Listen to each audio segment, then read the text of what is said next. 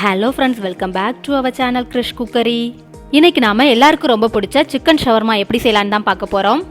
வீடியோக்குள்ள போறதுக்கு முன்னாடி நம்ம சேனலை நீங்க புதுசா பாக்குறீங்கன்னா கீழே இருக்கிற சப்ஸ்கிரைப் பட்டனையும் கூடவே இருக்கிற பெல் சிம்பலையும் கிளிக் பண்ணிக்கோங்க. அப்பதான் நம்ம சேனல்ல போடுற ஒவ்வொரு வீடியோஸோட நோட்டிபிகேஷன்ஸ் உங்களுக்கு உடனுக்குடன் கிடைக்கும். இப்போ வாங்க வீடியோக்குள்ள போகலாம். முதல்ல வெளியில இருக்கக்கூடிய ஷவர்மா பிரெட் ரெடி பண்ணிக்கலாம். அதுக்கு இப்போ ஒரு பாத்திரத்துல நல்ல மிதமான சூட்டோடு இருக்கக்கூடிய தண்ணி 1/2 கப் எடுத்திருக்கிறேன். 1 டீஸ்பூன் சர்க்கரை சேர்த்துக்கலாம். அடுத்தது இதில் 1/2 டீஸ்பூன் ஈஸ்ட் சேர்த்துட்டு நல்லா கலந்து விட்டுக்கலாம்.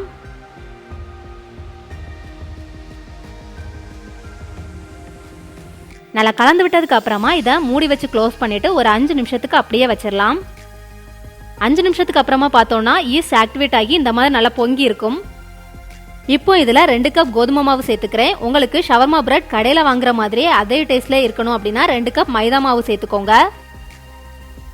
கூடவே இந்த மாவுக்கு தேவையான அளவு உப்பும் சேர்த்துக்கலாம். இப்போ இது எல்லாத்தையும் சேர்த்து நல்லா பிசைஞ்சு எடுத்துக்கலாம்.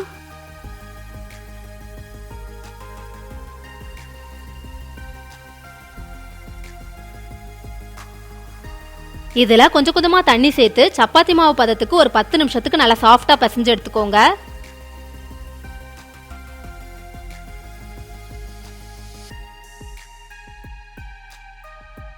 இப்போ இதுல 1 டேபிள் ஸ்பூன் எண்ணெய் சேர்த்துட்டு மறுபடியும் நல்லா சாஃப்டா பிசைஞ்சுக்கலாம்.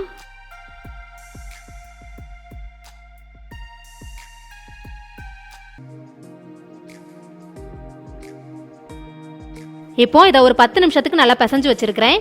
கொஞ்சமா எண்ணெய் ஊத்திட்டு எல்லா பக்கமும் நல்லா தடவி விட்டுக்கலாம்.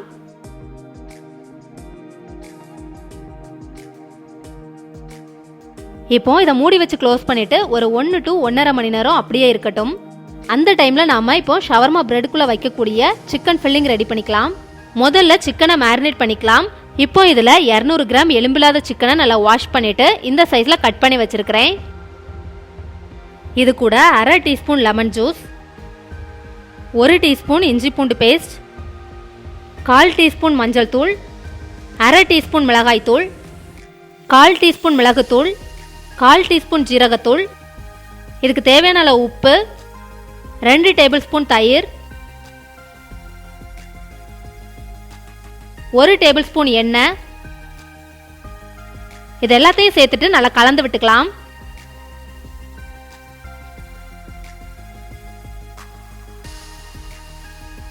நல்லா கலந்து விட்டாச்சு. இப்போ இதை மூடி வச்சு க்ளோஸ் பண்ணிட்டு ஒரு 3/4 மணி நேரம் நல்லா ஊற வச்சுக்கலாம். அது அப்படியே இருந்து ஊறட்டும். இப்போ ஷவர்மால மிக்ஸ் பண்ணக்கூடிய கார்லிக் சாஸ் ரெடி பண்ணிடலாம். இதுக்கு தேவையான பொருட்கள் பார்த்துடலாம். 1/2 கப் எண்ணெய் எடுத்து வச்சிருக்கிறேன். இந்த 1/2 கப்பும் ஃபுல்லும் தேவைப்படாது, 1/4 கப்புக்கும் கொஞ்சம் அதிகமாக தான் தேவைப்படும். வாசனை இல்லாத எண்ணெயாக எடுத்துக்கோங்க. நான் இப்போ சன்ஃப்ளவர் ஆயில் எடுத்துருக்கிறேன். அடுத்தது ஒரு முட்டை, 3 பல் பூண்டு, பாதி எலுமிச்சப்பழம், 1/4 டீஸ்பூன் மிளகுத்தூள், இதுக்கு தேவையான அளவு உப்பு. இவ்வளவு தான் இந்த கார்லிக் சாஸ் செய்யறதுக்கு தேவை. அடுத்தது ஒரு மிக்ஸி ஜார் எடுத்துட்டு 3 பல் பூண்டு போட்டுக்கிறேன். உங்களுக்கு இந்த கார்லிக் ஃப்ளேவர் பிடிக்கும் அப்படின்னா கூட கொஞ்சமா போட்டுக்கோங்க, அப்படி இல்லைன்னா 2 போதும். கூடவே 1/2 லெமன் பிழிஞ்சு விட்டுக்கிறேன்.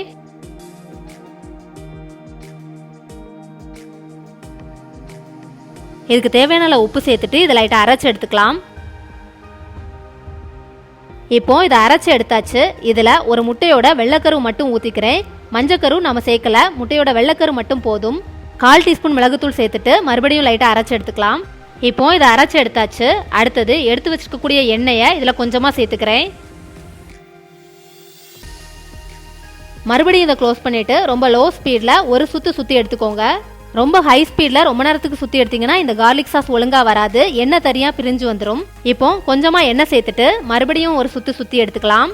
எண்ணெய் ஊற்றும் போது ஒரே நேரத்தில் எல்லா எண்ணெயும் சேர்த்து ஊற்றிடாதீங்க. கொஞ்சம் கொஞ்சமாக இந்த மாதிரி சேர்த்து நல்லா பிளெண்ட் பண்ணி எடுத்துக்கோங்க. அப்போ தான் கரெக்டான கன்சிஸ்டன்சியில் கார்லிக் சாஸ் கிடைக்கும். இப்போ அடுத்த தடவை பிளெண்ட் பண்ணி எடுக்கும்போது இந்த மாதிரி லிக்யூடாக இருக்குது, இன்னும் கொஞ்சம் திக்காகணும். கடைசியாக கொஞ்சமாக எண்ணெய் சேர்த்துட்டு மறுபடியும் ஒரு தடவை சுற்றி எடுத்துக்கலாம். இப்போ நல்லா திக்காகி பர்ஃபெக்டான கார்லிக் சாஸ் ரெடி ஆயிடுச்சு. இந்த மாதிரி கன்சிஸ்டன்சியில் கார்லிக் சாஸ் ரெடி பண்ணி எடுத்துக்கோங்க. இப்போ 1 மணி நேரம் ஆயிடுச்சு. நாம ஷவர்மா பிரெட்டுக்கு பிசைஞ்சு வச்சிருந்தா மாவை பார்க்கலாம். இப்போ இது நல்லா டபுள் ஆகி இருக்குது.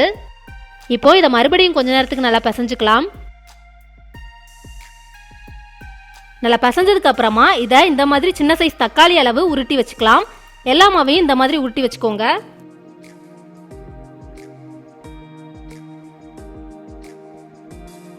இப்போ இதை ஒரு டவல் வச்சு மூடி வச்சுட்டு ஒரு 5 நிமிஷத்துக்கு அப்படியே இருக்கட்டும்.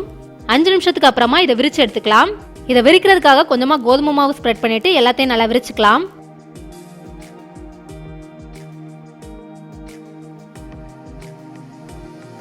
ரொம்ப மெல்லிசாவும் விரிச்சு எடுக்கக்கூடாது, ரொம்ப திக்காவும் இருக்கக்கூடாது.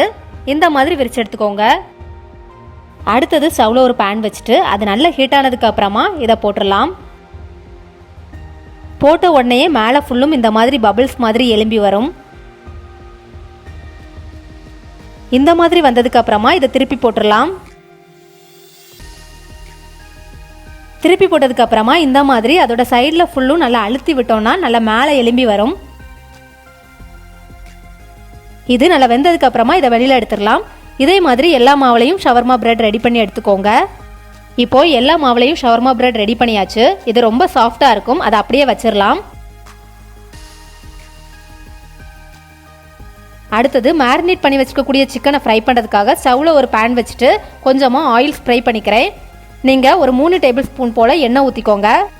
எண்ணெய் நல்லா ஹீட் ஆனதுக்கப்புறமா இதில் மேரினேட் பண்ணி வச்சுக்கக்கூடிய சிக்கனை ஒவ்வொன்றா போட்டு ஃப்ரை பண்ணி எடுத்துக்கலாம். 2 பக்கமும் நல்லா ஃப்ரை ஆனதுக்கப்புறமா இதை வெளியில் எடுத்துடலாம். இதே மாதிரி எல்லா சிக்கனையும் நல்லா ஃப்ரை பண்ணி எடுத்துக்கோங்க.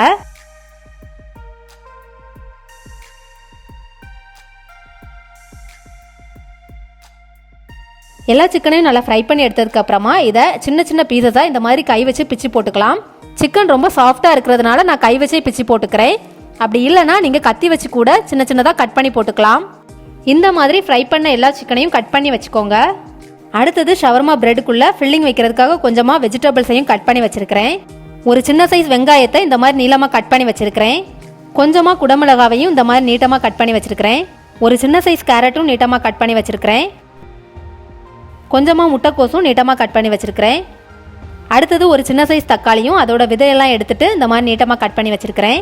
அடுத்தது கொஞ்சமாக வெள்ளரிக்காவையும் இந்த மாதிரி நீட்டமாக கட் பண்ணி வச்சுருக்கிறேன். வெள்ளரிக்காய் ரொம்ப அதிகமாக சேர்த்துறாதீங்க, அப்புறம் டேஸ்ட் மாறிடும். உங்களுக்கு என்ன வெஜிடபிள்ஸ்லாம் போட பிடிக்குதோ அந்த வெஜிடபிள்ஸ்லாம் போட்டுக்கோங்க. இப்போ ஒரு பவுல் எடுத்துட்டு அதில் கட் பண்ணி வச்சுக்கக்கூடிய எல்லா வெஜிடபிள்ஸையும் போட்டுக்கலாம்.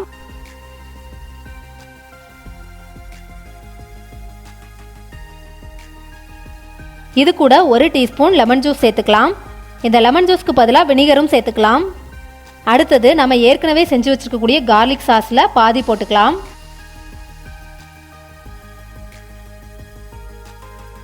இப்போ இது எல்லாத்தையும் சேர்த்து நல்லா மிக்ஸ் பண்ணி விட்டுக்கலாம். உங்களுக்கு வெஜிடபிள் ஷவர்மா வேணும் அப்படின்னா இந்த மாதிரி நல்லா மிக்ஸ் பண்ணதுக்கு அப்புறமா செஞ்சு வச்சுருக்கக்கூடிய ஷவர்மா பிரெட்டில் வச்சு ரோல் பண்ணதுக்கு அப்புறமா சாப்பிட வேண்டியதுதான். இப்போ இதை நல்லா மிக்ஸ் பண்ணியாச்சு. இதில் கட் பண்ணி வச்சுருக்கக்கூடிய சிக்கனையும் போட்டுடலாம். 1 டேபிள் ஸ்பூன் கார்லிக் சாஸ் சேர்த்துட்டு மறுபடியும் நல்லா கலந்து விட்டுக்கலாம். கலந்து விட்டதுக்கு அப்புறமா இதை டேஸ்ட் பார்த்துட்டு உப்பு குறைவா இருந்துச்சுன்னா கொஞ்சமாக சேர்த்துக்கோங்க. இப்போ உள்ளே வைக்கக்கூடிய ஃபில்லிங் ரெடி ஆயிடுச்சு. அடுத்தது ஒரு ஷவர்மா பிரெட் எடுத்துட்டு அதில் கொஞ்சமாக கார்லிக் சாஸ் தடவிக்கலாம். கார்லிக் சாஸ் தடவினதுக்கு அப்புறமா ஏற்கனவே மிக்ஸ் பண்ணி வச்சுக்கக்கூடிய ஃபில்லிங்கையும் இந்த மாதிரி வச்சுக்கலாம்.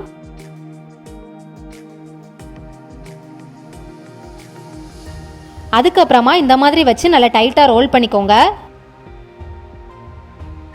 இவ்வளோதான். இதே மாதிரி எல்லா ஷவர்மா பிரெட்லையும் ஃபில் பண்ணிவிட்டு நல்லா டைட்டாக ரோல் பண்ணிக்கோங்க. இவ்வளோதான். ரொம்ப டேஸ்டியான சிக்கன் ஷவர்மா ரெடி ஆயிடுச்சு. இதே மாதிரி நீங்களும் உங்கள் வீட்டில் கண்டிப்பாக செஞ்சு பாருங்கள். இந்த வீடியோ உங்களுக்கு பிடிச்சிருந்துன்னா லைக் பண்ணுங்கள், உங்கள் ஃப்ரெண்ட்ஸ் கூட ஷேர் பண்ணுங்கள், கமெண்ட் பண்ணுங்கள். மறக்காமல் கிரிஷ் குக்கரையை சப்ஸ்கிரைப் பண்ணிடுங்க. வேறொரு சூப்பரான ரெசிபியோட உங்களை மீட் பண்ணுறேன். அது வரைக்கும் பாய்.